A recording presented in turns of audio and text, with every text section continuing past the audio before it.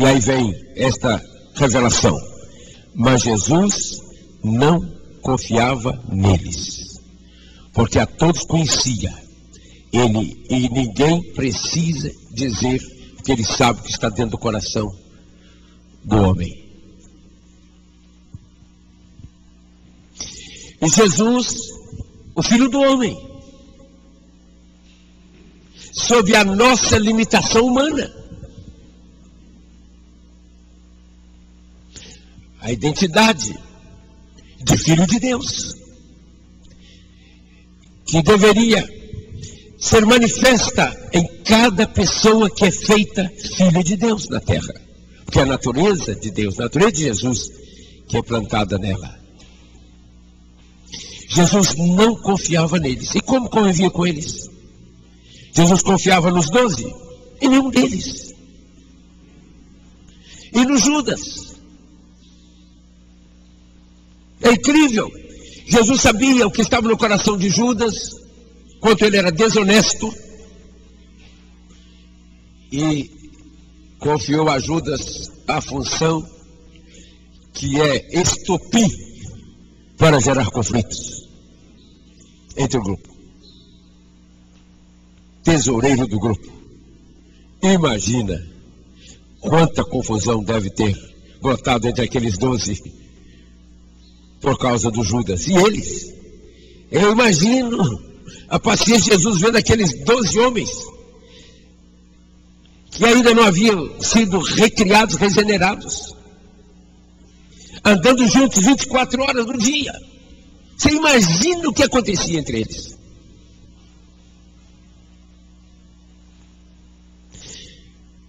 Mas, porque Jesus estava entre eles, é que foi possível preservar. O clamor que Jesus faz ao Pai em João 17 revela a luta de Jesus por eles.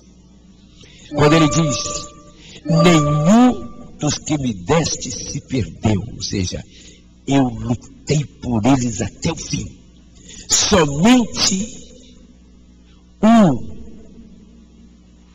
Mas ainda assim foi para que se cumprisse a Escritura. Um dentre eles deveria fazer aquilo. E o Judas fez exatamente o que estava no íntimo dele. Claro que Satanás entrou no coração dele, mas só entrou para executar, porque aquele era o caráter do Judas. Mas que confusão terrível a que havia no íntimo de Judas.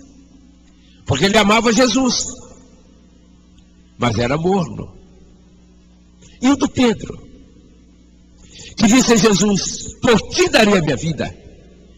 E Jesus disse: você dará sua vida por mim?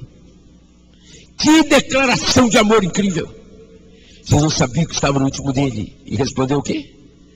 Antes que o galo cante, 3 vezes me negarás. E a maneira como Pedro negou Jesus lá na sequência. Indignado quando perguntavam, quando afirmavam: vimos você entre eles. Não pense que é como a gente lê de forma passiva. A reação de Pedro era contundente.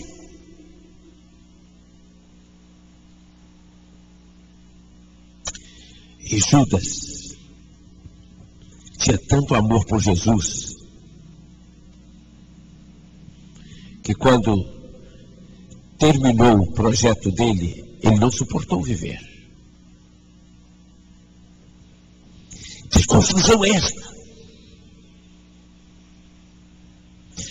Como a súplica de Jesus pelos discípulos e pela igreja inteira, por todos que haveriam de crer, porque foi exatamente hoje o capítulo 17, né?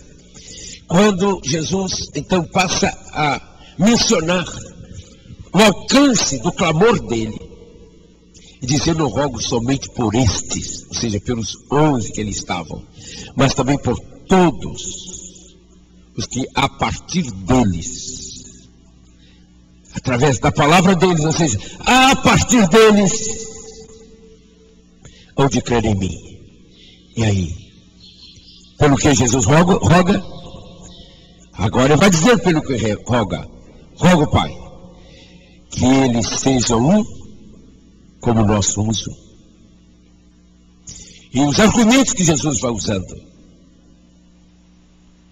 que eles sejam um como nós somos um, para que o mundo creia que tu me enviaste, ou seja, que eu sou o Messias, que eu sou quem sou.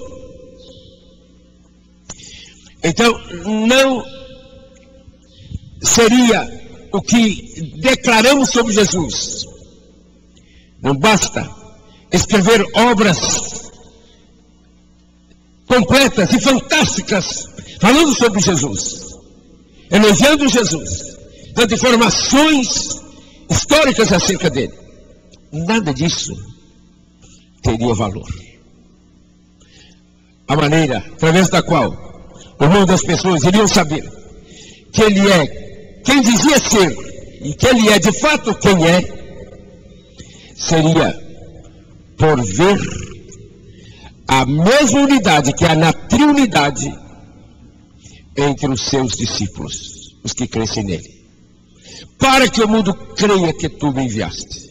Eles não sabem que isso não existe entre nós, porque onde houver o espírito de Laodiceia, é impossível haver o novo mandamento, que é o que produz esta unidade.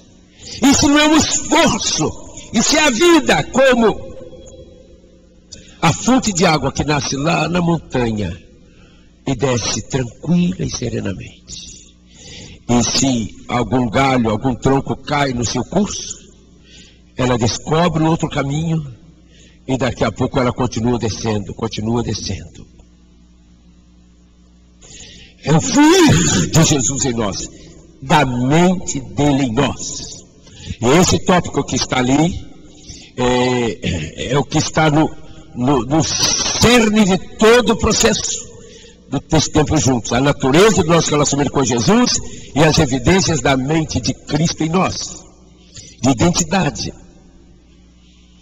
Não rogo somente por esses, mas também por aqueles que, pela sua palavra, ou seja, que após eles e depois deles não de crer em mim, rogo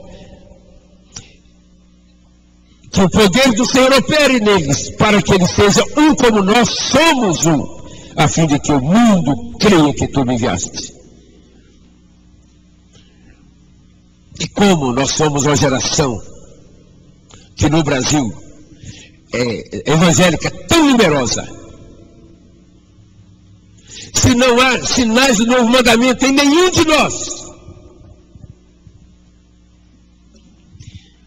e além disso encontramos pessoas que aparentemente estão buscando aventuras da fé para obras marcantes, desafios grandes de fé, mas contando que os outros serão obrigados a lhes dar dinheiro. Eu já cansei de receber correspondência de gente fazendo declarações de fé e de piedade para projetos que tem, e lá embaixo a lista dos assuntos com o disfarce de dizer que é para orar, igual esse aí da Expo que nós vimos ontem à noite. E lá está, para você mandar dinheiro para eles.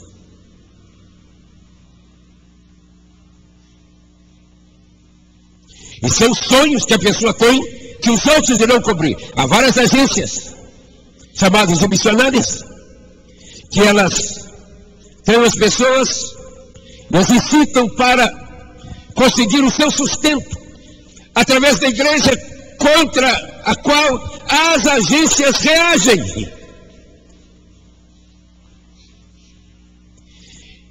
E estas pessoas envolvidas com essas agências dificilmente conseguirão ser saudáveis nas congregações onde tiverem que viver e conviver durante o tempo envolvidos nas tais missões, ou depois que terminar. E dizem que isso é fé. Mas é tudo para levantar e dizer que é fé. Ora, como precisavam ler sobre o George Miller, lembra-se do George Miller lá na Grã-Bretanha, na Inglaterra, né? No século XIX, não? Com aqueles orfanatos Incrível, um daqueles com 2.500 crianças. Você imagina um negócio desse? 2.500 crianças. E sem subvenção pública de lugar nenhum. A única fonte era o joelho pedindo ao Senhor, manda comida, Senhor. Ou seja, aquele homem tinha uma fé extraordinária. E depois, quando viu que ele descobre que o cara ainda era temperamental. É incrível! Que dependência de Deus.